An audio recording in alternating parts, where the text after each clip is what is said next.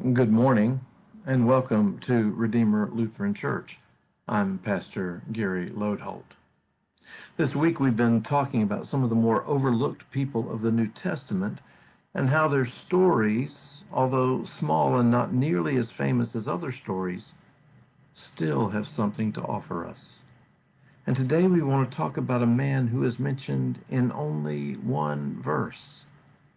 His name is Tertius, and you find him in Romans 16, verse 22. We know only three things about Tertius. He spent some time with St. Paul. He could write.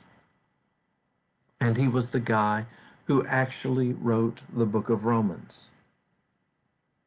Now, that last part might surprise you a bit. It's been long established that St. Paul wrote the book of Romans, and that's true.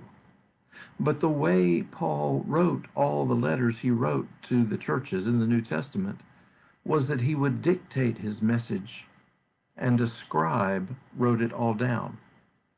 There are several places in the letters of Paul where he mentions that he's taking the pen in his own hand to emphasize his points. Someone else had written what he said, but then he puts a final note as a way of saying, "This is really me, and I affirm all that this letter contains." At least once, he comments that they should note the difference in penmanship and that his letters are much larger than the rest of the letter as a whole. Some speculate that this means that Paul's thorn in the flesh might have been related to his eyesight, but we don't know. So Paul dictated the book of Romans, and Tertius wrote it down. If you had an original copy of Romans, it would be the penmanship of Tertius, you see.